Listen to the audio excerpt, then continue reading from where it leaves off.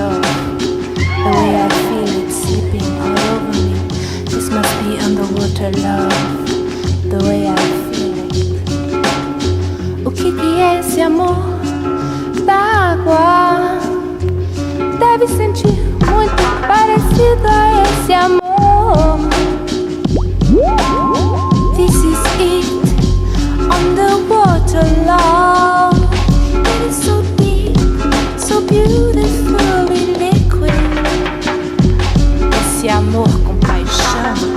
Ai, esse amor com paixão. Ai, que coisa.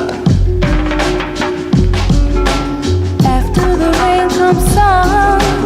After the sun comes rain again. After the rain comes sun.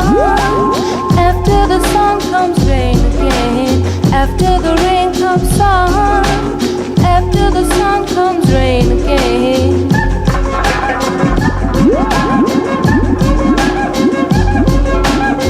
This must be underwater love. The way I feel it slipping all over me. This must be underwater love. The way I feel it.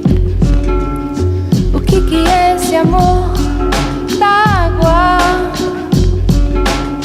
Eu sei que eu não quero mais nada.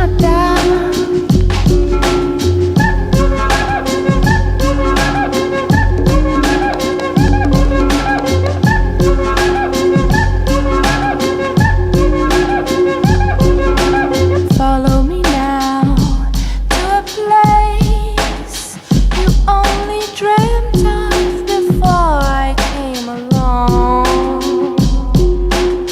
When I first saw you, I was deep in clear blue water. The sun was shining, calling me to come and see you.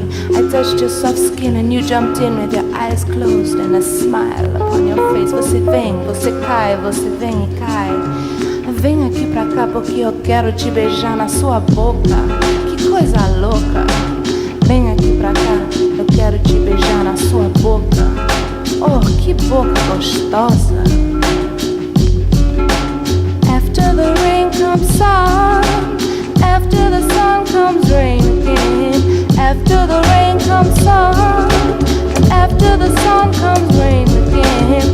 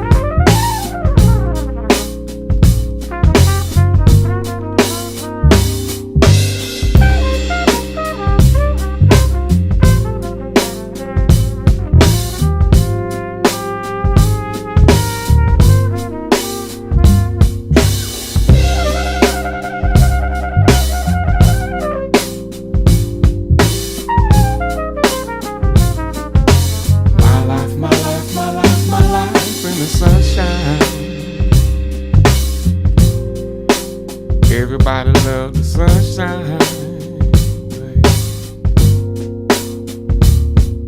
Sunshine.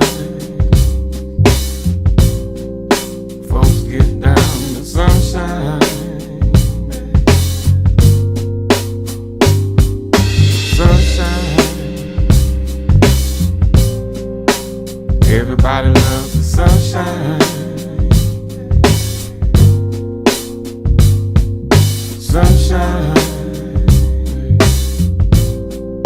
Folks getting down in the sunshine. Yeah, yeah, yeah. Just bees and things and flowers. Just bees and things and flowers. Just bees and things and flowers. Just bees and things and flowers. My life, my life, my life, my life in the sunshine. Everybody loves the sunshine. The sunshine, baby. Folks getting down in the sunshine. The sun-worshipping black buffalo is in the house. Perfect timing, because everybody loves the sunshine.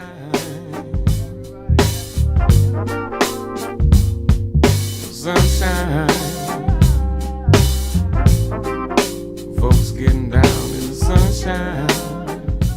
That's Takuya Kubota, the Rising Sun LP.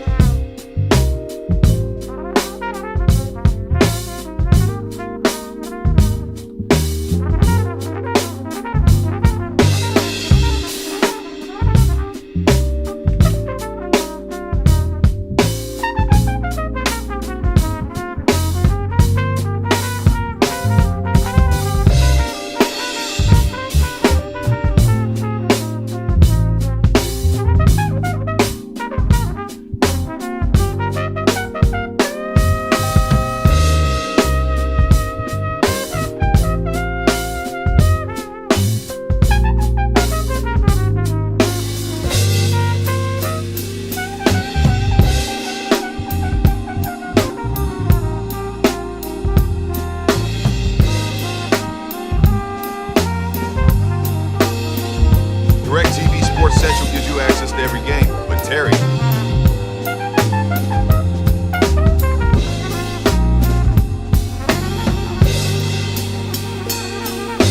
Feel what I feel when I feel what I feel when I feel. Coming up in just a little under 10 minutes, mini Ice Age conversations with David Dubine and Ransom Godwin.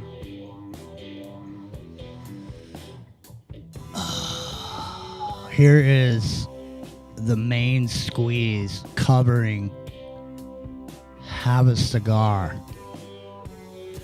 I just have to say, the lead guitar on this particular cut, where they're all in a geodesic dome somewhere in North Carolina, in a studio far, far away. And they were managed to put this together, so we'll listen to it in its entirety. That's right. Here they are, the main squeeze. Come in here, dear boy, have a cigar, you're gonna go far. You're gonna fly.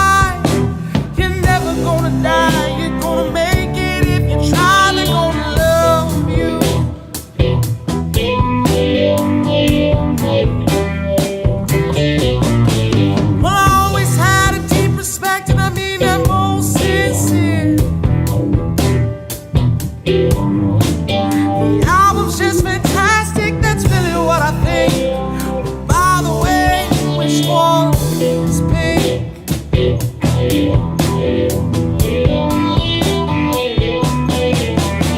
they tell you the name of the game, boy, they call it ride the brave train.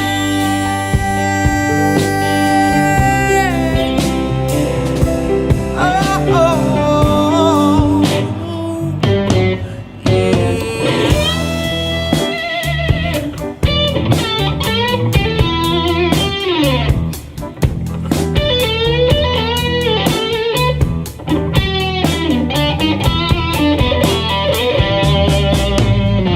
we just knocked out. We heard about the sellout. Gotta get the album out. You owe it to the people. We're so happy we can hardly count.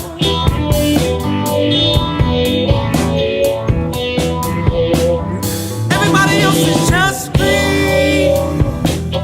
Did you see the charts? It's a hell of a start. It could be made into a monster if we all pull together as a team. And did they tell you the name of the game, boy? They call it ride the rain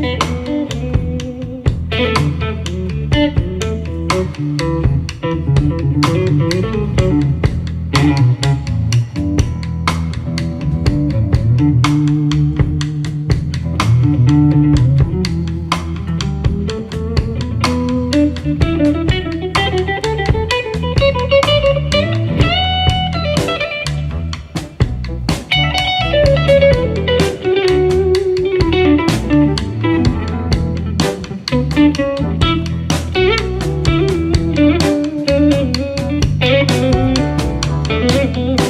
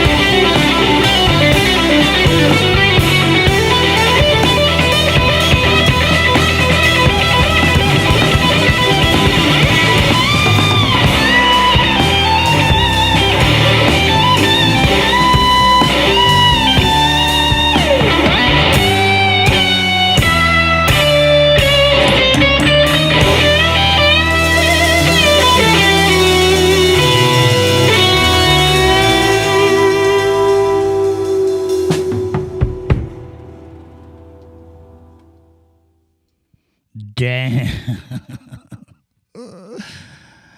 Yeah. Woo. Jesus. All right. Well, what can you say? I mean, seriously. Hot corners. I know just the guy to talk to. What are these? Say. You know, what can you say after something like that? Yeah. Mm-hmm. Not much.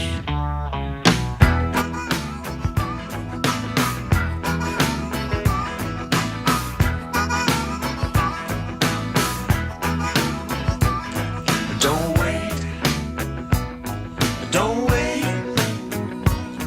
Don't wait for the good times to come. We got 'em right here. We're on the run. Don't wait. Don't wait. I'm going back. I'm going back. I'm going way back. Back in time. Another place. Another mind. They're going back. Going back.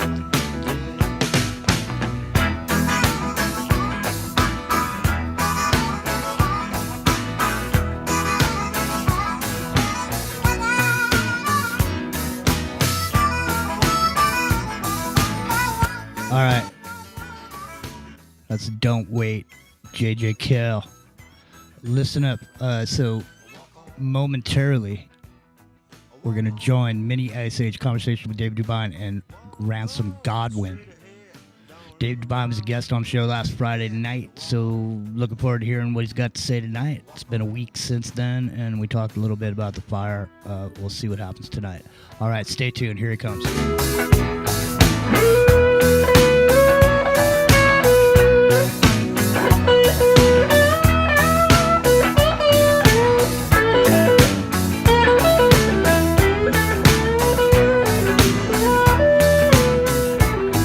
Fly away. Fly away. Fly away. Away with me. I've never been so flying free. Fly away. It's the Independent Broadcast Network. Stay tuned for David Dubine, Mini Ice Age Conversations with Ransom Godwin. Please don't ever say you're leaving me. You're gone away. Bye-bye. Global criminal empire. That's an image of strength. You'll get the raw, hard truth here on The Tipping Point. So come join us Mondays, 8 to 10 p.m. Eastern in Studio B at revolution.radio.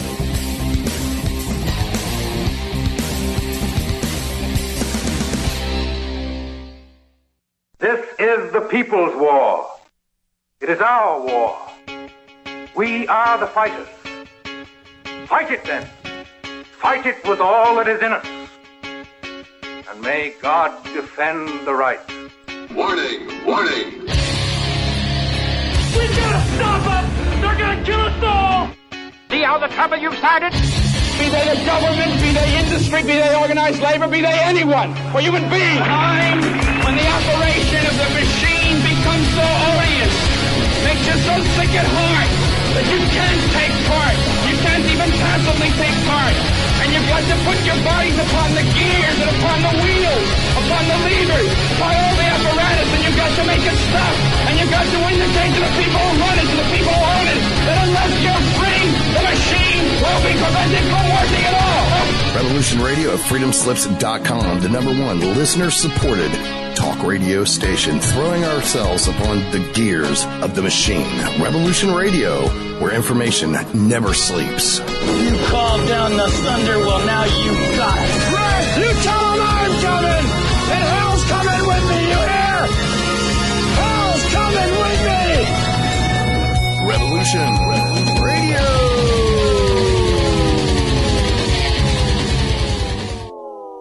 Mini Ice Age Conversations podcast.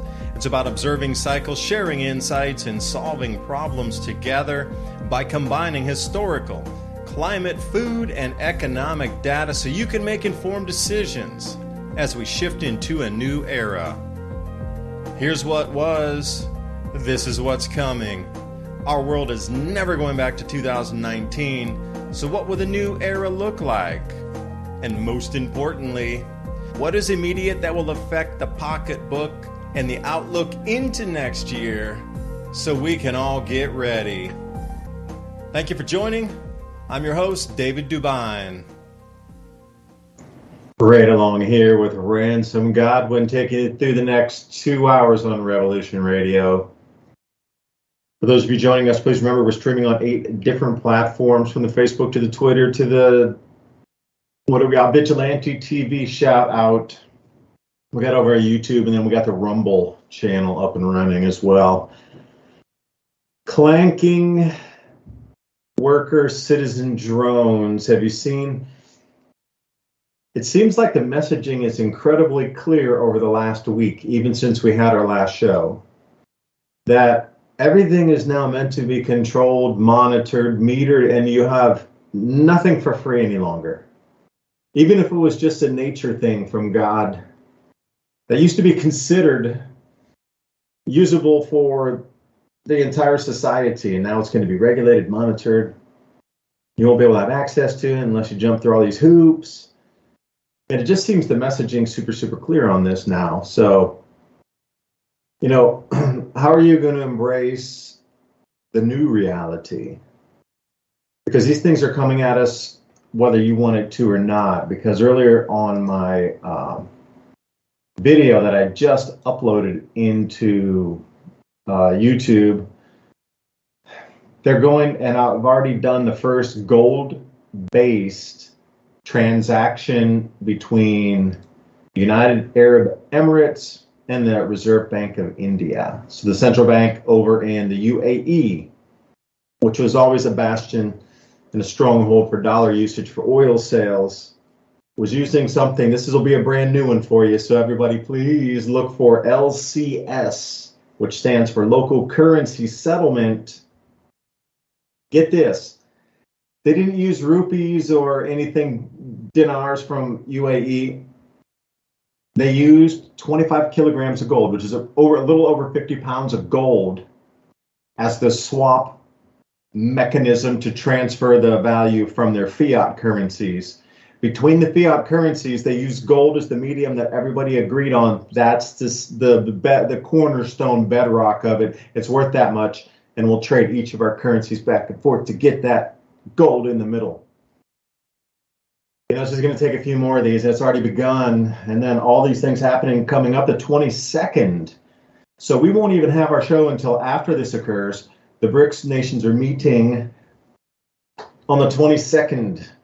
All of the planned invitees, those that will be members, formally announced, and also, I don't know, they could say anything they want and it would shake the world, because you know, there's people already using gold out here. God, if this was the year 2000 and these in India and UAE were using gold to go around the dollar for oil sales, man, the U.S. military would have been in there like a fifth of an eighth of a second on the UAE.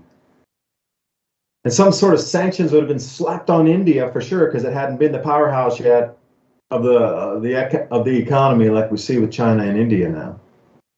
That would have been another war would have started because of this usage of gold outside the dollar. So anyway, a huge amount of things are in change right now. It is an incredible week to be alive. This is going to be a big one economically as we move through. And you know, before the show, Ransom and I were talking about you know, AI and diving into it to really see what the possibilities were on that. So Ransom, I'm glad you're here with me, and everybody else out there. Thank you for spending your valuable time right here, Revolution Radio, Thursday night, 10 p.m. to midnight.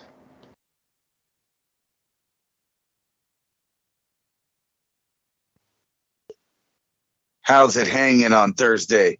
Yeah, the AI is it's out there, and well, it's going to be taking over everything, because you can't trust human beings to do things anymore, like report the news or write stories or, you know, tell you information.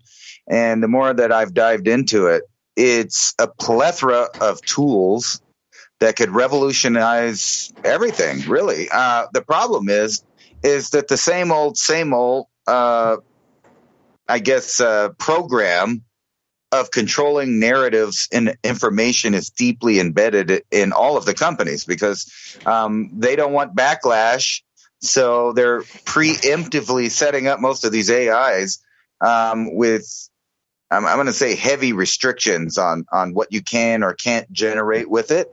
However, there's so many tricks around it that I don't think that they're going to be able to control it the way they think. I think an avalanche of people figuring out things, combining programs, writing their own new programs, and then not to mention there's a whole group of people out there that don't want to be censored.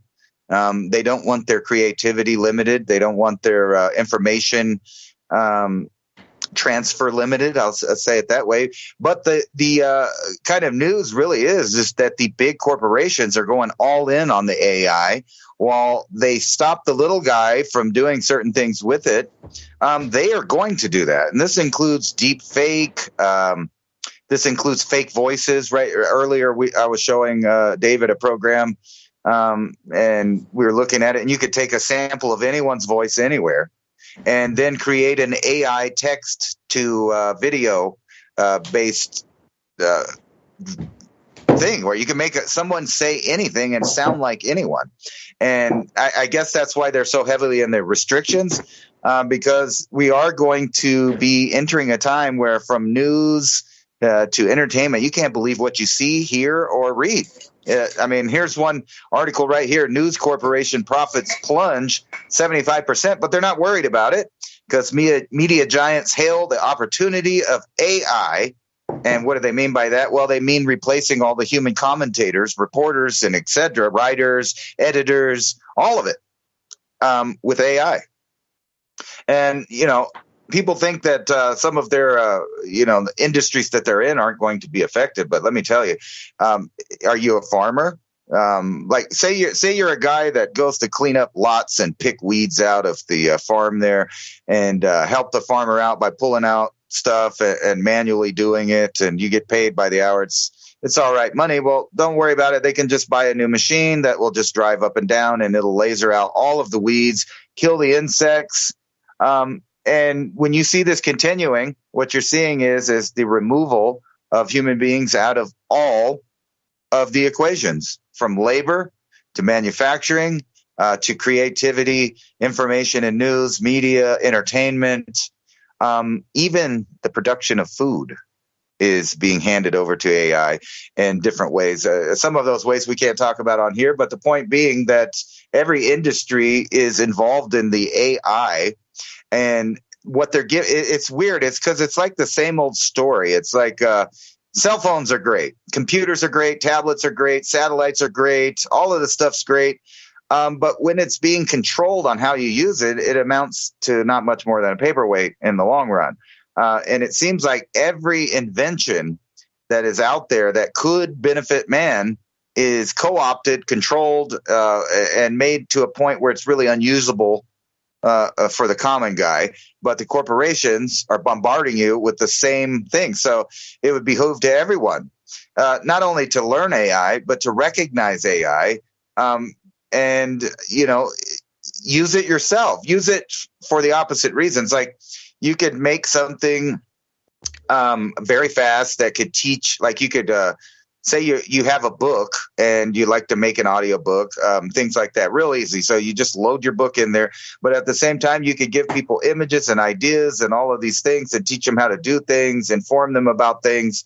But I think it'll be going the way of YouTube in the sense that only certain topics and so certain genres are going to be able to be used. Like right now, let's see, here's this one.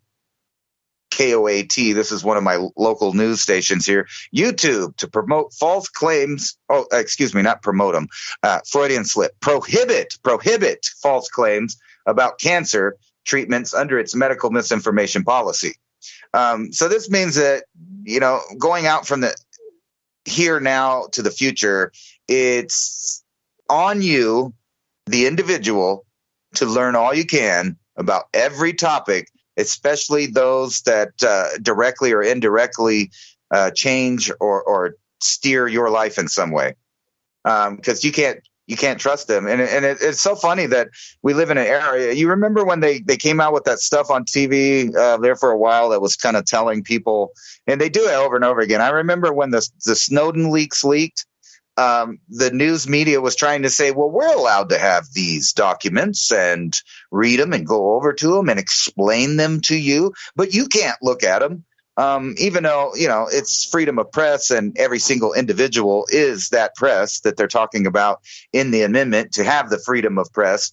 However, they said you need to see it through our lens. And, that's one level that they were in. But now we're getting to where they're saying, you know what?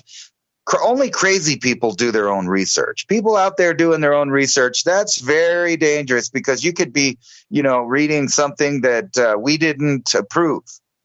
Basically is what it amounts to. And now with the power of creating stuff, there's not going to be, I'm for AI, but at the same time, I can see how it's a destructive force in the way that, can you imagine turning on TV or internet media, however you look at your media, and not being able to find one single human being with an opinion of their own that's not reading off a teleprompter or it's not generated. We're getting to that point. But if you're wanting to do dumb stuff, you can TikTok all day with the most brainless activities possible. And I watched a movie that was on Netflix last night. It was a French movie. It was pretty strange, but they kind of demonstrated where this scenario is going in the future. I think it was about 2045 in their time, and all of the robots and AIs had everything. They did everything for everyone. And at some point, robots basically took over, and they were they wanted a world where humans were nothing more than pets. And everything cost you credits. Every mistake that you made, possibly, they would just bill you these coins, these digital coins that were the world's, finance that everybody used. And they would just fine you for having books, fine you for having ideas, fine you for this, fine you for that. Everything that you did as a free human in the future was a penalty under the law. And they were demonstrating in a satirical way, but it was also quite frightening, showing a complete, AI-run society where everything from the commercials that sell them stuff to the interactions with companies was all AI, all of it. And the AI was programming itself. So it was getting to a point where it no longer even understood human beings other than to charge them for whatever violation they were making, whether it be social or anything else. It's a really bizarre movie. But I see that being a real scenario now. Yeah, I totally agree. And Ransom, after, you and I were looking at some AI, image generators and, text overlays and voice, just different layers of it. Just from my assessment, like you said, the computer, the mobile phone. Take a look at today's world and go back to the 1990s when the computer was sort of coming and it was there sort of, and maybe you took a class in high school. This is how old I am. You took a class in high school to learn how to use the computer because it was all brand new. And it was just coming in, so they had to introduce people to it, like what it was. Now think about that level of it. It's kind of where we're at now again. And you fast forward to today. If you don't know how to use the internet and you don't know how to make a PowerPoint, how to use a computer and thing, you have zero skill. You literally can't get hired. Like email was a new thing back then. Right? So you had to learn it because now you look at email and what a joke, like you couldn't use or didn't know how to use email. Really? Shit, it was all brand new. It had just started. Nobody even knew what the term really meant. So, and you take that kind of time frame and then you look at it today and you would say, you just literally cannot exist in any way, shape, or form without understanding how this whole system of computer stuff works at the very base level. And you can't get, think about your life today without the mobile phone, without the smartphone in your hand. I know a lot of people go with the real, what they call it a dumb phone, the one you can just type numbers into because they can't track anything. Or they can't listen to anything. It's too old. Like old school tech beats the new hyper surveillance. But anyway, 95% of the rest of the people have smartphones.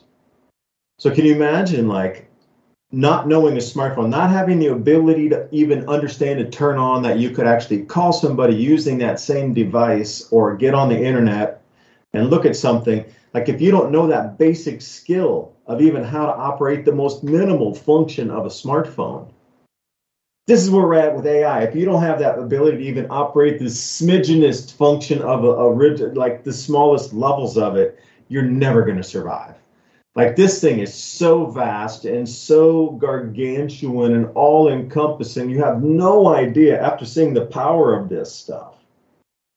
And when I say power, I'm truly talking about power in the hands of creation, because I want to now keep it as such. I'm not talking about, in a godlike sense, creating a thing, but you are creating a person with the voices and the actions which drive emotions from somebody else. So Ransom, could I tell you a Dark Mirrors episode that I just saw, because you were also mentioning, I forgot, what was the name of the show you just mentioned to me just a second ago that you watched the episode?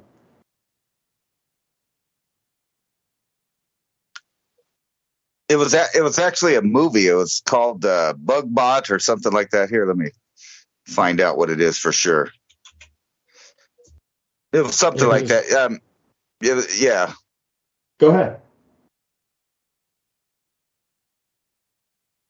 It's one of the newer movies on there, but that's basically what the movie's about: is total AI and robotic control of everything from the top down. I'll find out what it is. I have to what look was it the up. name? And I'll tell you about the Dark Mirrors episode, because you were talking media, and I saw this Dark Mirrors episode, and I hadn't seen him in a long time since last time I saw a Dark Mirrors episode was with the pig, with the super high commissioner in England with the pig, and everybody was watching the show, and then the prince and the girl walked out on the bridge by herself at the end there. And I'd seen like a couple episodes in between, and I kind of can't even remember them. But this one really stuck with me. This thing is absolutely the reason I even got into AI to look at it, because what they would do is, when you sign those terms of service for any social media company, that allows them to use your, to harvest data off of your site, and like any type of media device you have to assign terms of service. So your smartphone is going to be different than your YouTube account, which will be different from your whatever account. Anywhere in between, from the Twitter to the whatever, to the Rumble account. Now, some things are more open in terms of transparency of the type of data they can collect from you. So when you get into the Google and you give them permission, they can get. So the whole thing was about a conglomeration of all these social media companies and tech companies and data companies came together with all the terms of service that you've ever signed to use any device in your life. And the thing, if you do that, it's like 400, 500 pages deep on the contract, because it was weird. They put the whole contract in papers, printed out on the table in front of the people when they started complaining how their images were being used. And they're like, on page 376, it's ironclad. You agreed to all this, this, and this. But how they were doing it was, they went through all the social media accounts and they had facial recognition, match people that looked almost identical to each other, like 5 up or 5 down from yourself. It's not exactly you, but it's somebody who looks like you. Now they have the social profiles of all those people. So what they would do is then send a news feed or a tweet or some kind of, I forget what it was called in the show, push in the social media of you looking like somebody else, very close to it. So everybody in that huge entire circle going 5 levels deep of every friend of every friend of every friend and every connection of every connection of every connection ever that was associated with these people. Their images and likenesses were pushed in there. It wasn't exactly the same person, but as people were scrolling through the social media, they saw and they go, oh, it looks like Beth, it looks like Tina, it looks like David, it looks like Ransom, it looks like somebody that I knew, and that inevitably would stop on it. And then whatever would happen with each person's interaction on how they saw that media, they would call the person and go, I can't believe you did that. Or it allowed also the recording of your device and the turning on of TVs in your houses for smart devices, that you give it also permission. So the whole thing was about, she was sitting there cheating on her boyfriend, but they were sitting on the sofa having a conversation, and the TV, which you gave permission to with your smart device, had allowed to completely collect that voice recording and all, there's cameras coming out of your TVs looking at you. So they were allowed to collect all of that and then start pushing it through the feeds and just creating the most social chaos incredibly possible, ruining everybody's life on the way down as much as it could, because it wasn't the actual person. It was somebody who looked like them that got them to click. And this is the whole thing. And then once you started clicking on that, and you're like, then they brought them to court, and these huge, giant, 500-page contracts came out. But it was so trippy, the way that their entire business model was to find you or find me, and five people that look exactly like me going up and down the scale, and then get all their connections across all those social media and start pushing stuff. Not me in the middle, but all those 5 above and all those 5 below that are similar, faces up and down. And seeing the response they would get on people that would click, and it was just ridiculous, man. And it really freaked me out. And then all this AI stuff here, you're gonna have to understand the monster here. I mean, it's a creative thing. That's why I said you have the power of creation in your hands with this thing. It is so vast and so powerful. This technology, I look at it and go, whoa, whoa, whoa, whoa. This thing is just. It's a genie out of a bottle that escaped. That's all I'm going to say. And now you're going to have to ask the genie. You're going to have to prompt the genie. Genie, could I? And that's where we sit.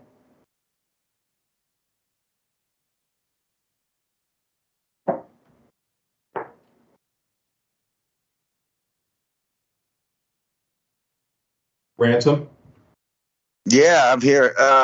It was funny when you were playing. I clicked the button and the AI was saying stuff. It scared everybody right when you were talking about that. They're in the Matrix now. Only on Rumble.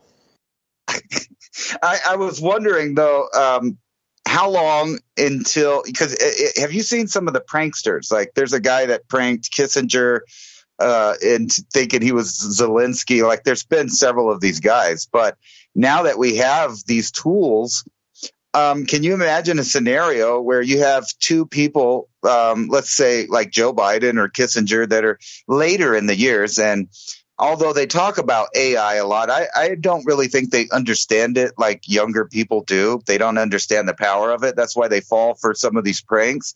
But you can imagine 2 fake presidents on a phone call together, talking to each other about nuclear war. And it really puts a different perspective on your lens of absorbing information. Because check this out, just on the headlines today. And you can imagine, and we don't even know if AI wrote this article. It says it's by Brendan Cole, but is that a real person? I don't know. I'm not saying it is or isn't. But construction of Europe's largest doomsday stockpile quietly gets underway. Here's another one. World War III warning as Putin's bold Black Sea escalation could lead to NATO clash. Inside the Russians' effort to build 6,000 attack drones with Iran's help. And it just goes on and on. They want you to be terrified out of your gourd about this potential World War III. But at the same time, are we? Who is they? So for a minute, I kind of wanted to talk about pronouns, because it's so ironic that all of my life I've heard people talk about, who does what, who's behind things, who's pulling the strings. And we've always used the pronouns they and them, right? So they and them had a meaning beyond just the pronouns themselves for a really, really long time. So, you would say, well, they just did it for the money.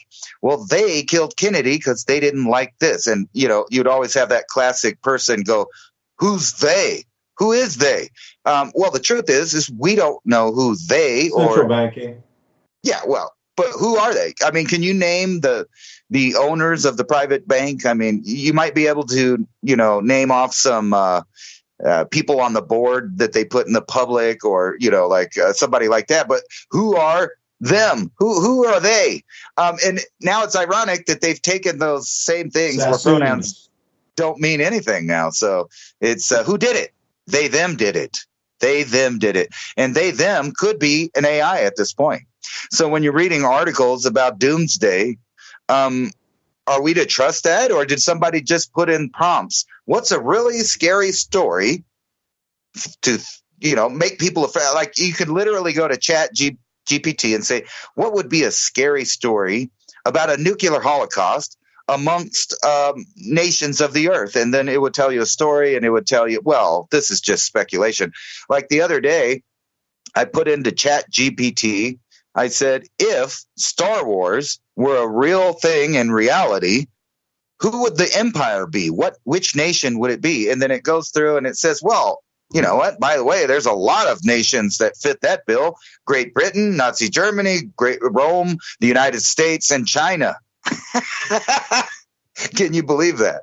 So they even named current superpowers as that. So even the AI, when you ask it a question like that, it pretty much knows the truth. So if I ask the AI, could you give me a story that's realistic about today's events that would increase tensions amongst the peasant class, so to speak? So if you ran one of these AI, if you ran an AI, you could turn off the censorship and the bias, and the AI would just give you a straight answer based on all of the available information that it could absorb from the internet. And it might actually give you a nice script, not unlike some of these headlines we're reading today. That's how fake, basically, the world is. Moscow court arrests Americans for espionage. But, is that a real story? I don't know. We're at that point that I can't just look through the articles and know that a human wrote it, a human researched it, a human verified it, and then a human put their name on the line and their real identity to give us this information. This is going to be a strange new world. Now, believe it or not, this links into the Trump trial that's going on right now. If you've looked at the charges, they are charging him and several other people with doing things like questioning things, making Facebook posts, Twitter posts that have their opinion on it, reciting articles that are in the news. These are the things that they're listing out as crimes. So can you imagine the world that you're in right now, where the government can literally start charging you with crimes for not agreeing with their narrative? And I don't mean like pushing out false information or anything like that, just mentioning factual things that have been proven. They can charge you with crimes now. And later in the show, maybe the last 30 minutes, I kind of wanted to get into what's going on in Hawaii and how that affects the rest of the world. Because we can't. I don't know which parts of that. Because I can tell you right now that the Hawaii situation is going to be one of the most heavily censored and controlled stories going forward, and you can already see that.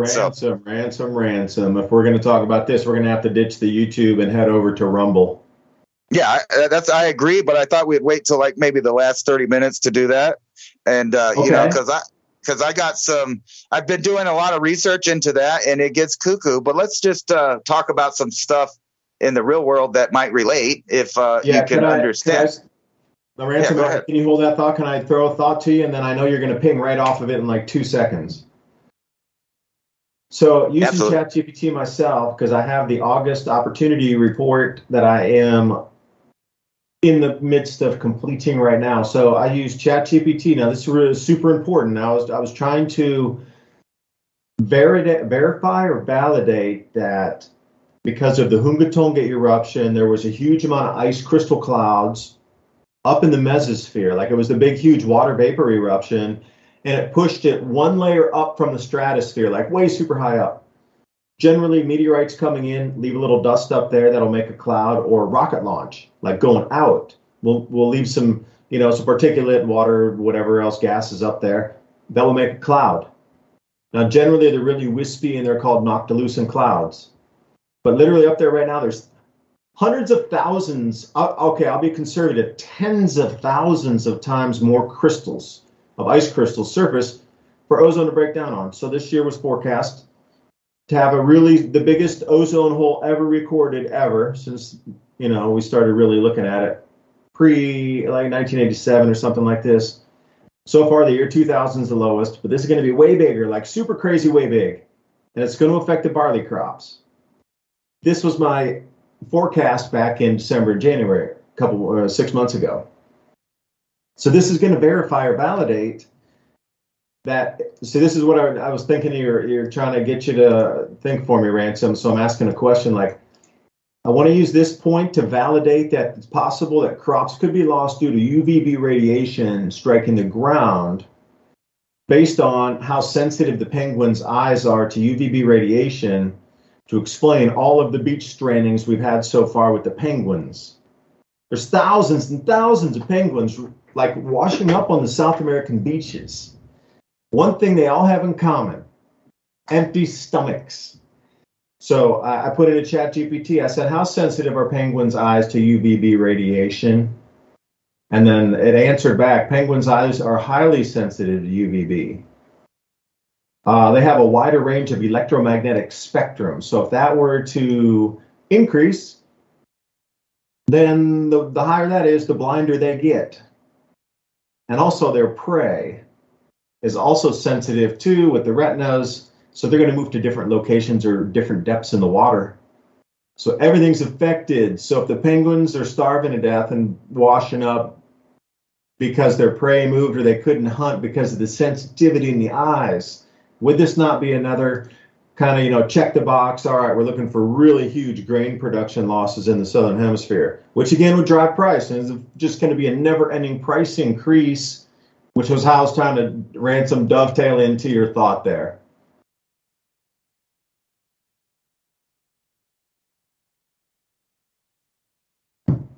I could totally see that happening. I think it's actually going to be a little worse than that because I can see now that they have an idea to move everybody in the same spot everywhere. So you keep hearing these terms like 15-minute cities. And I remember when the term first came out, we were talking about, although it's 15 minutes to go here, it's 15 minutes to go there. It sounds really convenient that you would actually be closed off and kind of locked into an area. And so here's an example. This is from the Wall Street Journal, and this doesn't have anything to do with the topic we're talking about, but it is interesting. So they're talking about how there's so many vacant lots in neighborhoods and, how it's a real estate nightmare, but it's also a real estate opportunity. So this has nothing to do with what we're talking about. But if you look right here, you see all these houses and they have this one square outline, and inside that square is a bunch of trees and stuff. So that in itself is nice if you live there. This is something that we would want more of, not less of. But when you pan out, they show you a bunch of red squares, right?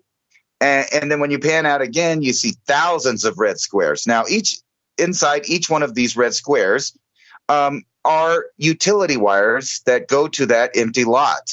So power lines are ready to connect in case someone buys the lot and moves into there. So there's one of these connections at each one of these little squares that you see. But also, no one is trimming them. No one is maintaining it. No one's doing anything with it.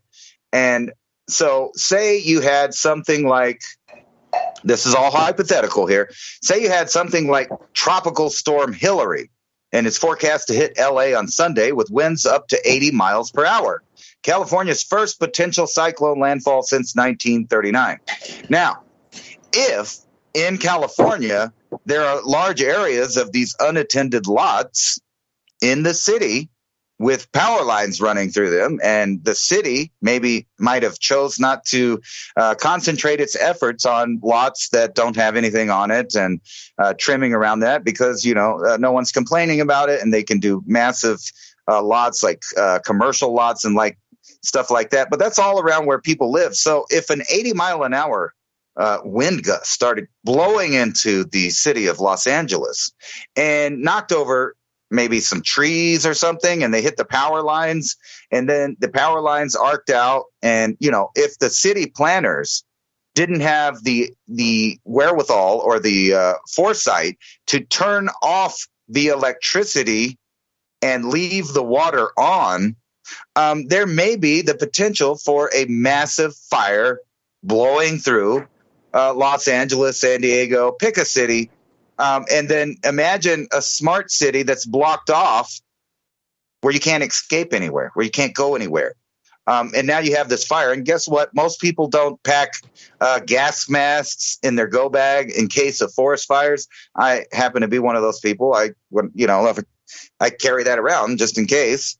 Probably never going to use it. But if I got caught in a forest fire with no oxygen or a lot of smoke that was blowing. Now, this is very similar to what just happened in Hawaii. So I'm not saying anything about Hawaii, but I'm just saying in LA, if the city so happened to not trim up and take care of these fire hazards that are everywhere in these empty lots, well, you can just imagine 80 mile an hour blowing through this red square that I'm showing with all of those lots not maintained, not cut, not ready for a fire. And then say the city, for some reason, turned off the water before the fire, but left the electricity on so that the trees might fall on the power lines, causing fires and arcing. And then you might see like a big cloud of smoke over the city of Los Angeles with a lot of what look like lightning flashes, but are actually transformers and power lines falling against each other, coupled with 80 mile an hour wind. You could see that a nightmare is in the making if that's the way LA is treating their city. If. Now, I'm not saying they are. However, if you look at certain cities and who runs them, they all have certain programs going, and those programs might make it more likely for Tinder matchbox, conditions that don't mix well with 80 mile an hour winds and electricity. So, and the last hour, we can talk about things that actually happened in real life, but we can't talk about on YouTube. But that was just a fictional scenario about this upcoming Hurricane Hillary. And it says right here on AccuWeather, it expects dangerous flooding from California to Arizona. But the part that caught my eye, really, was this 80 mile an hour wind in an area that, in the last couple of years, for some reason, has had a lot of forest fires. Now, if you got a chance to look at last week's show notes, I brought up the Fuyu bombs or the Fu bombs from Japan. And it's a really interesting story that has nothing to do with current events, not the Chinese balloons, not the forest fires, nothing. However, they made about 9,000 of these things, and they sent about what the U.S. government thinks to be about 900 of them. They recovered 100 or 200, I forget, but which leaves about 400 of these bombs that are fire bombs, which are improvised explosives that have a big charge in them. I forgot what the exact thing is, but it'll blow up pretty big. And it also has 3 feet of hydrogen laced paper. And these things are just sitting around in Canada and the United States, just sitting there in the forest, wherever they landed to this day. And I'm not making a connection, but if you so happen to know where those things were, they could be set off. And if there was any winds, it would be a horrible nightmare. It might cause, wildfires across North America and, like places like Canada and the United States. But also, if you remember the forest fires a while back, there was these hot spots on the maps, and they just, were near power stations. I'm not saying there's a connection. I'm just saying the forests seem to burn really hot around those areas. So hopefully, there won't be these kind of conditions in California. Well, I would say northern territories or northern Maritimes just all sparked up exactly like it did about a month ago that sent all the smoke, orange smoke, whatever kinds of smoke over to New York City. Remember that big one? It was between the gigantic release in Ohio of the chemicals, and then there was those massive forest fires that made news for probably a good better part of a week. It was so much smoke in New York City. Remember how all those fires all started at the same time, like literally, when you look at on the map, Dutch Sense did a good job of covering that. When you could see all the ignitions come within literally just 1 hour of each other. It's kind of like, nah, shit, right? That's not lightning strikes. And if you take a look at Newfoundland or up there, if you like Northern Maritimes, you're gonna see all these bunch of fires started up there again near sheesh, I forget what the name of it was, up in the Forks up there. Again, there's so many of them, it's hard to keep up, but you can see how one continuous thing keeps happening, these fires. And now if you go to Tenerife, which is off of Africa, huge fires there too, like racing over the mountains. It's a huge tourist area. You know, so I mean, there's a lot of correlations with it. If you go to Tenerife, I mean, people surf there. It's like a holiday spot. You can bring the boats there. It's not too far from Europe, but it's the furthest point, you know, where you get to like a tropical Europe, quote unquote. You know, we're not talking about the Antilles and over there in the Caribbean. That's what they claim, but this is still what they hold. So that's part of the whole thing. But when here's the thing, I keep coming back to AI again, and I was trying to say it in the wrong way, but if you looked at AI, it could tell you exactly where, with that kind of wind pattern, with that kind of topography, with this kind of moisture in the soil, and using GIS software to determine, you know, what the vegetation was, what the average, you know, tree species density is in there, all these type of things. And then it also could measure the moisture at the same time, so it would know exactly where you would need to light that to get it to spread the way you want in the exact direction it want. And if it would only cover, you know, 30 degrees out of the 360 which you're aiming at, then you would have to have multiple spark points to get it to cover the, you know, 75 degrees of arc that were meant to be, you know, torched through. Like, you're all doing this in real time, and I really think there would be AI involved in this. These mathematical equations, you know, that's a doable thing with today, and that's what I'm saying, how scary it is, and like how all powerful this thing is. In real time, looking at multiple satellite sets, it could tell you within, you know, probably 6 square feet or 10 square feet, the average density of moisture in a particular area, in a particular tree species.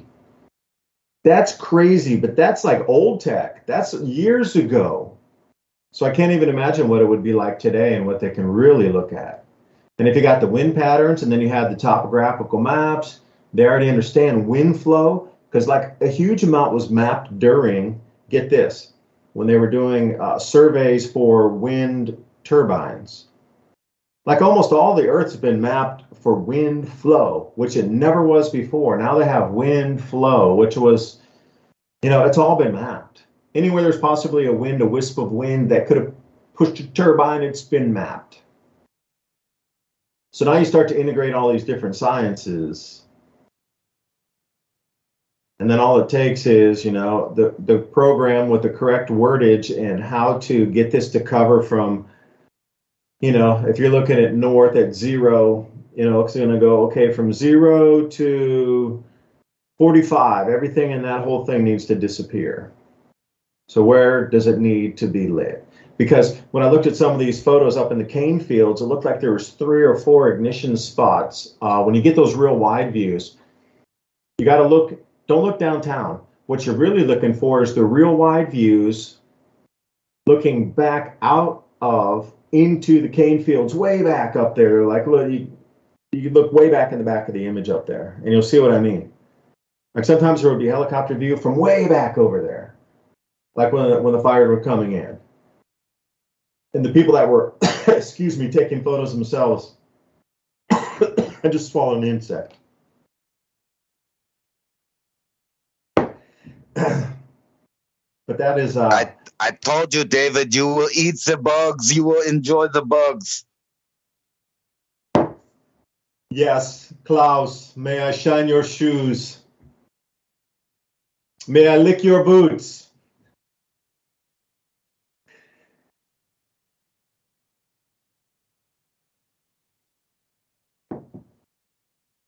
Ransom. Damn, that must have been a June bug. That one was hard to swallow, huh? It's crunchy. Yeah. No,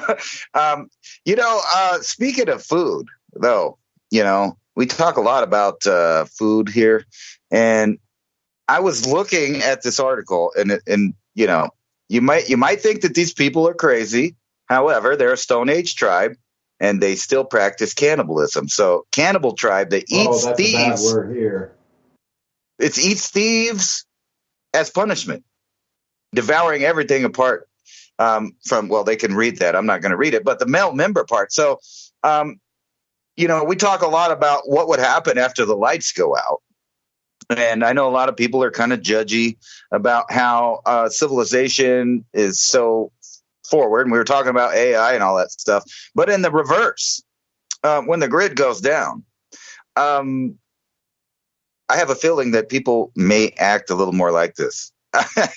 And what do you eat when there's nothing to eat? Well, obviously, not to get gloom here, but some people at certain times with certain beliefs have decided to eat people. And, I was just thinking, we get into those scenarios about, the grid's down. You got these groups of people out there driving around in groups looking for resources. But what would happen if, we just, I don't know, ate the thieves? Is that too far-fetched? I mean, that is a Stone Age tribe's mentality and belief system. And who am I to judge them? But maybe we could culturally appropriate. No, I'm being silly, but this is all going to link into the Hawaii thing at the end, because basically that I believe Hawaii, the Maui thing, was a vision of the future for the rest of the smart cities in the Western world. And these fires can be started from anything. They can be started from lightning. They can be started from smokers. They can be started from protesters. Now, just think about that. And if you remember a few years ago, there was a certain group of people that said, if they didn't get their people in where they wanted them to, that cities would burn. And, well, cities burned that following summer.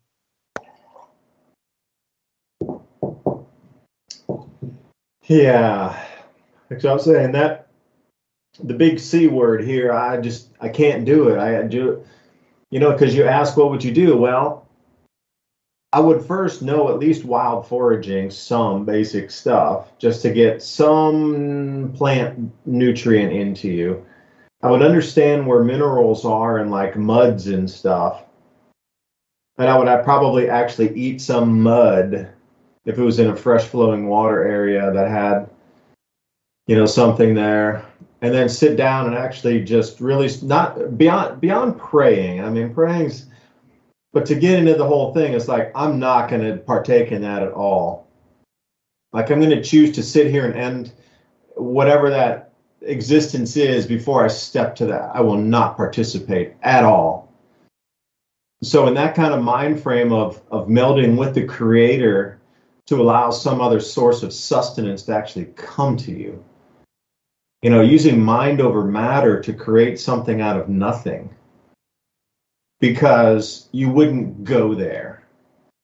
So perhaps the universe responds and reciprocates, because maybe that's a part of the test. I don't know. But it gets to, even if you look at biblical stories of a loaf of bread or one fish and then multiples coming out of things, is that, excuse me, like David Blaine pulling something out of a basket? I mean, these powers are out there. All humans had these powers before. Like, how powerful a human is just so astounding, but it's been pushed down, written out, squashed down. I mean, the human, as we understand, even the ones that can manifest, like the billionaire manifester kind, that's so like 1/10 of 1%. Like, what if that was humanity's normal state of being able to create? Like, you look at these ultra achievers, and there's some great, people that get you motivated to get up every day and have a purpose in life and really go for that is the reason you want to be alive, because it gives you so much joy and happiness following that dream. It ain't work. It's a dream, and you're on there the whole way. The same thing, like those ultra motivators, the way things they can produce with their minds is pretty astounding, how it goes from thought into action into a physical thing that comes out on the other end. Now take it to the billionaire class. And that is what our waking normal vibrational state is before you even put it into first gear. But somehow that has been knocked out of us completely over the last thousands of years or 1,000 years. Or even when you were a kid, and I'm a kid too, and you're in school and they tell you this, that, and the other. Or they train you for 18 years in schools on how to behave or think. You know, they think you out of just the normal way of creation. Or you being a creator is a better word for it. But anyway, I lost my train of thought there, Ransom. Can you bring us out through the hour here? What do you think? Throw some idea at me. I know you got something to go there.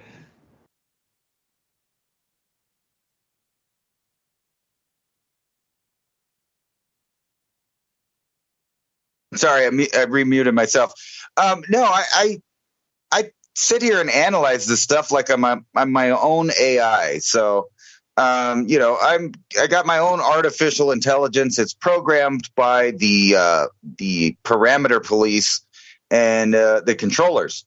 So, you know, when I start hearing everybody talking about possibilities of nuclear war and massive areas where people can't live anymore, or, you know, smart cities that just burn to the ground overnight, even though they were supposed to be the safe, secure future of, you know, paradise. Here's another paradise that scientists believe in. Now, I don't know, but it kind of sounds like they're saying this is a good thing. And also, when you listen to these people talk, like Bill Gates and all these people, they talk about their idea of their wonderful utopia of a planet reduced by a lot of people so that there are these big spaces for nature to live in and, you know, proliferate. And we know what the Georgia Guidestones said. So when I read an article like this, the Chernobyl disaster may have also built a paradise. Some scientists think radioactive human-free landscape might be now a haven for plants and animals. Isn't that great? So, you know, if they, I don't know, detonate a couple of low-yield weapons across Europe or maybe the United States, China, we can just have these vast paradises where humans don't live. But don't worry, because plants and animals with their shorter lifespan can just live in a haven paradise. When you know that scientists think this way, you kind of have an idea of, you know, if they were allowed to choose whether or not humans lived in a certain area or not, they might not choose to have them there. Maybe areas that were, you know, famously occupied by Pleistocene animals that they, you know, at the same time just so happened to be thinking about cloning and repopulating. I don't know. Sounds kind of weird to me, but we're moving into a phase where a lot of ideas are coming into reality. And not only that, the elite's ability to see them through fruition is coming to pass. And I see a lot of their programs rearing their ugly head. And maybe I'm woo-woo, but I see the possibilities of where they can make nightmares for human beings. Yeah, I would agree. I mean, that the entire world has just shifted with this technology coming out, as much as, I'm going to even say far greater than, the full movement from what we knew as typewriters into full computers and the smartphone sitting in front of you. Like that movement of everything just happened, but it happened so fast that nobody's really even able to understand the tech yet, because you were able to take that 10 years to get the computer because it was slowly rolling out from scratch. This thing is fully developed and already like so powerful and just unbelievably, I don't know, the intertwining of possibilities of this thing in itself is infinite. Like if you wanted to create something, it's truly infinite, the possibilities of intercreation and interconnection between all of these things from your mind into it to create something out of. It's quite remarkable. I just can't even say it. There's not really enough words in the English language to explain what I'm trying to say. I mean, the amount of change that occurred from the computer is just like a fraction of a second that just occurred, but it's going to have a 10 times greater impact than that.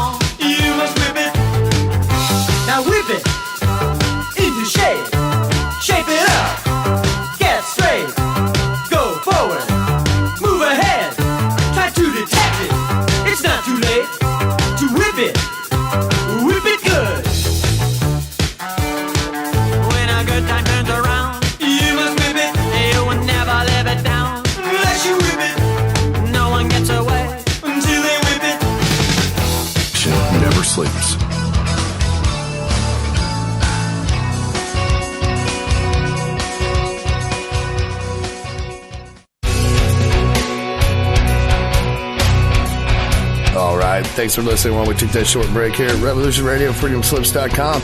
And yeah, we're going to get back to your host.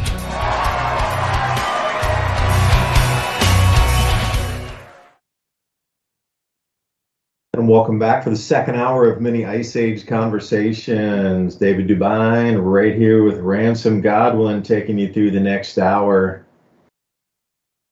Revolution Radio, thank you for letting us broadcast from this seed point right out to Rumble, right out to the Mini Ice Age Conversations channel on YouTube and Mountain High Time 420 on YouTube.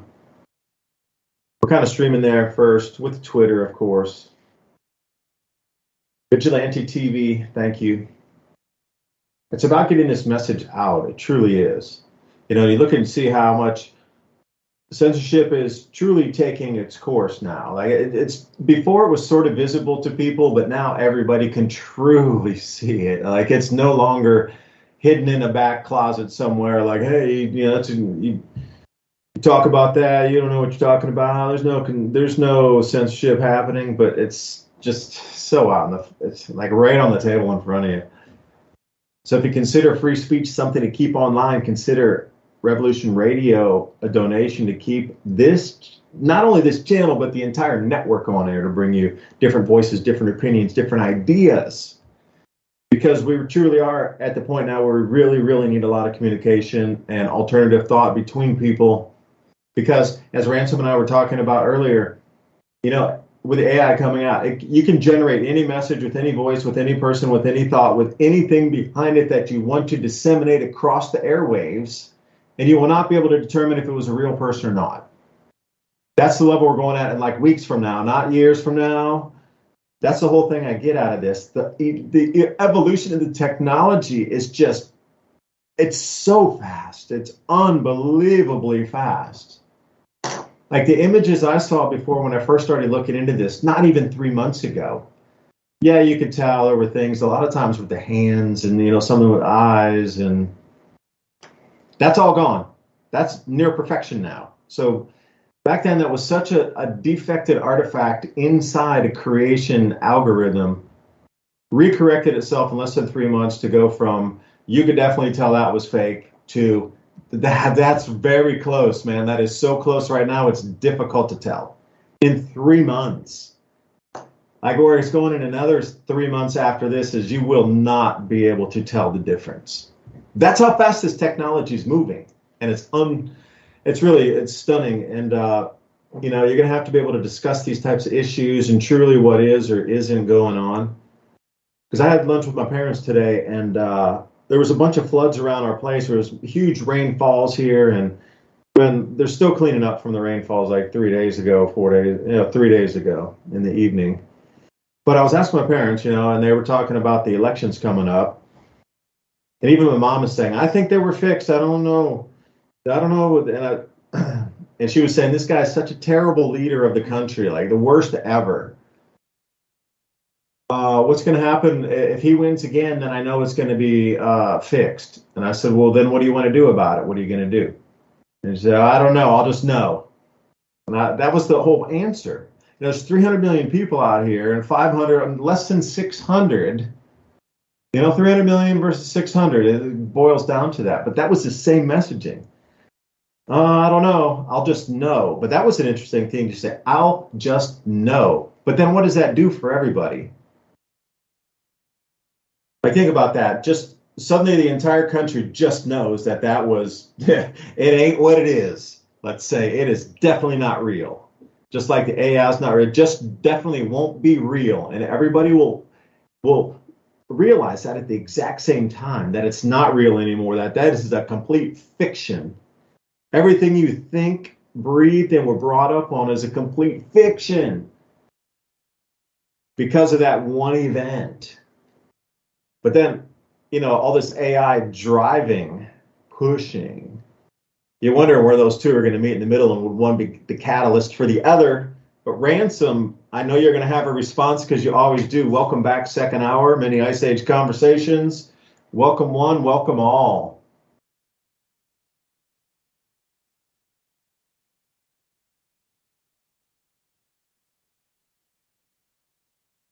Yeah, you Ransom, think are you there? Yeah, I was going to say, you'd think the AI would make a better touch screen. The thing doesn't, it doesn't recognize me as being alive sometimes. No, I was trying to unmute myself. It wouldn't.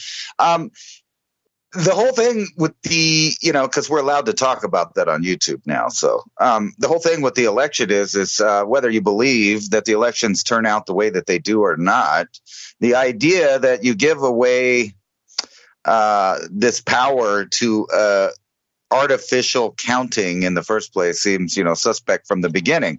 But I don't think there's any way around that into the future. These systems are set up and they're entrenched in our society so much that it really doesn't matter which guy in an empty suit there, represents us at this point. I lost faith in that a long time ago when you realize that it's a uniparty. And the special interests are a giant revolving door of people that are in agencies and then in corporations, which amounts to communism or a fascist state. I know a lot of people like to call people fascist in the wrong context.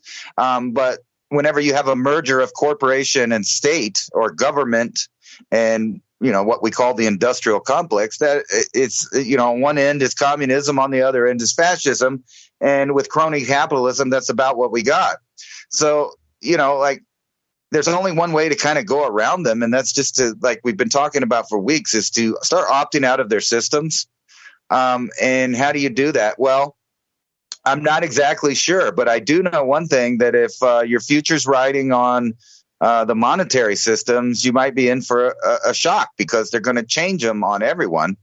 And, how dare anyone even believe that 81 million people didn't vote for Joe Biden in the first place? I mean, he's obviously a competent, well-spoken, trustworthy individual from way back. I mean, if you've been paying attention to him for 40 years, he's only got in trouble for plagiarizing and lying, I don't know how many times, but a very small number. I mean, so you could still trust him. Yeah, the record high at 101 degrees is only 87 degrees today, but it was near the record high, only 88 degrees today, but near the record high of 101 degree, right? Similar.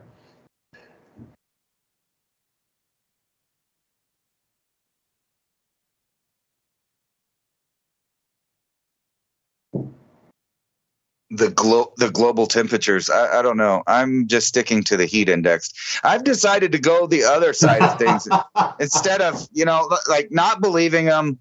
I think I'll just start believing everything that they say and see how that turns out. You think that would be good? I mean, it sounds like a good idea, because government is there to protect you. So of course they would only do things in our best interest. You're blocked, man. I don't even know if you're real, because, the conversation I had with you in the first hour and the way you're talking now, I think something has gone over, and I'm not even talking to you, Ransom. I'm talking to a voice-generated Ransom that took over during the break. How do you respond to that? That's what we're moving into. How do you even respond to something like that? I've seen some really interesting law suits going on right now. So when you have these, for example, there's a porn star that's all over the news right now because she made a viral video about complaining that if you typed in her name and you put the word nude, Google itself would bring up millions and millions of images of this woman in the predicament that you described in the search engine. And not to mention that, you could also describe that person and the attributes and put them in any number of AI programs, which can change what that person's doing and the way it looks. But what's funny is when we were kids, they had the nudie magazines at the store and they had them up on the top shelf, and it might have had 30 photographs total in it. If you type in someone's name in the Google search, you get thousands. So I kind of see the point that they're complaining about, that Google and these other monster corporations get away with using images, stories, and all of this without copyrights, without paying the owners. They do it. But if you try to turn it around and do the same thing, of course, they shut you down for copyright infringement, intellectual property theft, all kinds of stuff. So it's like a one-way system. that they're using to, control every aspect. So, like, even if you came up with a great idea and you put a little character together and you put it out there, if it really got famous, it'll be co-opted, or you'll have to pay the company that created it, because in the user agreements, they retain control of the creations that you thought you were making. So everything from DNA to ideas are being copyrighted and owned. Thank God we had a while back a Supreme Court decision. I wouldn't rely on these too much more in the future, but it said that, a leaf is still part of the tree. So even if you take a leaf off of the tree, it's still part of something, and you can't copyright DNA. But there's a little a but in there. If you change it just a little bit, then you can copyright it. So imagine all of these databases full of, let's see, the point I'm kind of making is that I don't think the public sees where these programs end. You were bringing up a great point earlier about the amount of scientific information available to us at this era. So say I was worried about, we'll go back to Los Angeles. I was worried about this hurricane and the fire conditions.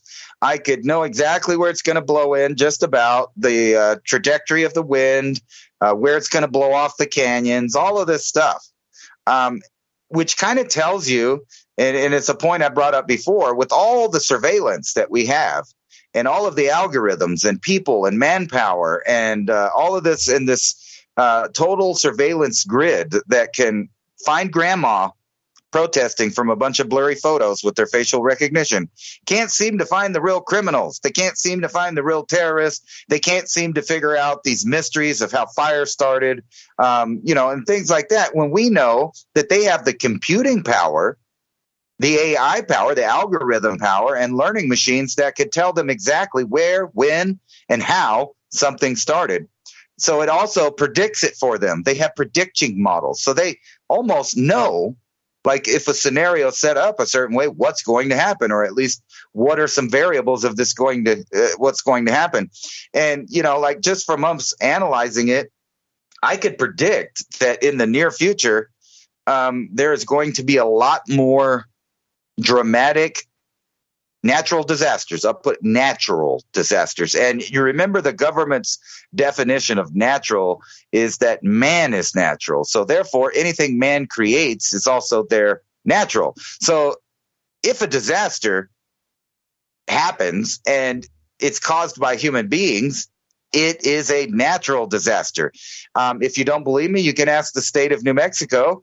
They're still asking for money and beating us over the head on the local news channels about how climate change has put us at risk for forest fires. And they keep bringing up that we had some of the worst forest fires ever, but they always fail to mention that the Forest Service started the fires. They always fail to mention that an arsonist lit a fire at a campsite, or little kids were playing with matches, or something like that. They always fail to mention those, but they never forget to tell you that you are causing these disasters. And back to my logic, therefore, they are natural disasters because people are causing them. But they are not saying that, people are causing them directly, but indirectly through the climate. And it makes you wonder, millions of years ago, how did humans survive if, there were all of these massive amounts of jungles, animals, and carbon dioxide on the planet? How did we even get here? We slashed and burned the forest to create our own niches for ourselves that gave us exactly what we needed for safety and security. That's what we did. If we go back 400 years, think about the amount of forest 400 years ago. But then you would need to 10x or 20x that for what Ransom was just talking about. Think about going 8,000 years into the past. We really have no records or barely any artifacts from that period of time when there were people. 8,000 years ago, not 80,000 or 800,000 years ago, 8,000 years ago. In this present interglacial, right this second. Like, we can't even trace back from where we are now 8,000 years ago because it was so few people on the planet at that point. So right now there's 200. Right now, yeah, there's 8 billion people approximately at last count, minus a few now, depending on how you do that math. So let's say 7.5 billion or 7 billion. At that point, 8,000 years ago, there were about 100 to 200 million people maximum. Some of the lower estimates put it at 100 million, which would be 70 times less people than now. Even if it was double that at 200 million, that's still 35 times less people than now, with the reduced population now, not even at 8 billion, but 7 billion. Just doing simple math. So you think how those people, our ancestors, eked their way out when there were 30 to 70 less times people than there are on the planet. Can you imagine if our planet's population was just half? Like the amount of resources and space that would open up? Okay, what if it was 3/4, 75% reduced? Oh no, we're going to go 35 times less. That's what we cut and slashed and burned our way into. This 8 billion is exactly what happened. We took over that forest area and used it for our own habitation, but changed it slightly. So anytime you talk about, and this is a good one too, for those jumping back in history from Aotearoa up to, Polynesia and up into Hawaii, going across the equator there. Like going back to Aotearoa with New Zealand, their creation myth is something like this. The earth went through a terrible cataclysm and it stopped.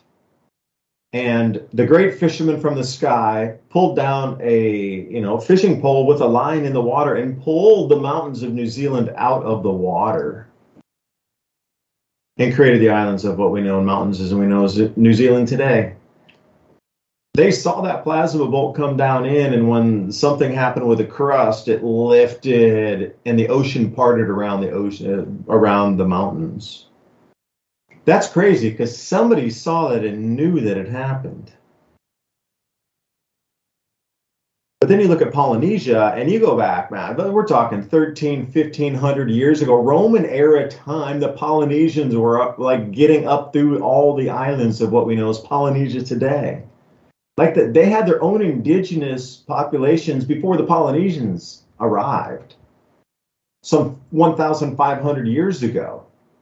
To 1,300 years ago. We're talking dark ages in Europe when, Polynesians are cruising around all these Pacific islands. It's pretty interesting how the whole civilization has moved and ebbed and flows based on the production of food and the availability for the world to feed itself.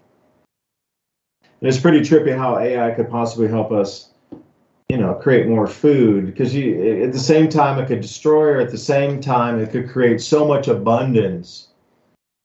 I mean, I look at this thing and I say, we would, as a human species, would never have to work again at just the AI tech we see today and the availability to integrate it into everything that's done for our world. Like some companies are taking advantage of that. Like you say, the lasers that shoot the weeds and whatever to clear a field for crops. Imagine if that was just given for free for the entire planet. Like we would have, imagine what the human race could do at that point if they had no bills, no work time. All they had to do was follow their passion, whatever tripped them out, whatever you want, woodworking, electronics, creating your own flies to go fly fishing. It doesn't matter. Enjoy it. You're into the gardening, you're into the earthworks building and the celestial navigation and the celestial monitoring. Cool, do that. Awesome, man. Go for it 1,000%, because you don't have anything to do. All your needs are taken care of. But the point of it is not to be lazy and just sit there and use drugs all day. The point of it is for the creation aspect. And I think that because of that, there would be no homelessness. There would be no poverty. And what we understand as mental illness now are the geniuses, perhaps, of the times that could lead others for the creation on something even greater for humanity. You look at this thing and like, we don't need to do any of these tasks. None of them right now. Literally, AI can cover every single task that's needed for a human to not only stay alive, but also just have an abundance beyond what, just incredible amounts of just lifestyle upgrades for everybody. 10x, 100x up. And that would just be because there's so much available that could be moved around and created and built, and all these tasks that we use for our time to do that could be done at an ultra high level for nothing. AI can, and again, I come over into, it sounds like a utopia, like AI could do all these things. Well, it truly can build all these systems to get humanity off where we can sit around and just think and create. You go back to some of these further cultures in the past, and that's what they did.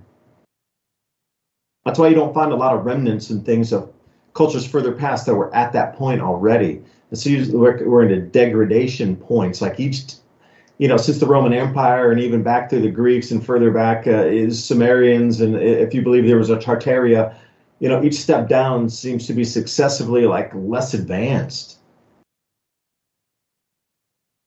Like to be able to, AI can actually do everything we need. And, where does that bring us as humans then? Will we start to rely on it because it can provide for everything that we need? That allows us that lifestyle to just sit and think and follow passion. And anytime that you need anything in your devotion to your passion and following it, it will actually turn up. Oh, I'm a woodworker. I need this, this, this, and this for tools. And boom, it's there because it can be. Those systems in themselves will generate their own revenue streams. And hell, this thing can produce its own electricity. Are you kidding me? This thing is so far off has gone, and I'm for, just understanding the technology. If I could talk about Nikola Tesla and how this blends into it. You look at some of these Nikola Tesla patents from using magnets to spin two disks in opposite directions, thereby create electricity by using the Earth's magnetic field. In the 1880s, that's when these patents were put out. So think about using AI and taking the original Nikola Tesla patents and then running them into the most modern technology that we know through, I'll be generous and say through the end of 2022. Good enough, close enough. But run that patent through all that and run it all the way to what the machine would look like today, and then to get the schematics of it and have the CNC lathe, everything, so you could get it. Every single part you need to build that machine right now. That's where this tech is at the moment. And I'm wondering why nobody's working with these Nikola Tesla patents and technologies. See, Ransom, that would be a good one too, is like, you can generate AI faces and have words and sell products and things. Or, I'm wondering if you took all the patents in the past that said, no, they didn't work, but have AI run them out until present. That would be a skill and a niche right there. I'd be willing to hire somebody to work on that, to try to get it to move and actually get it to the point where those old patents through AI today can give us a working diagram with every single piece, part, size, thickness, material, spec, and the programs to cut it on any machine. Whether it be welding, whether it be water blasting,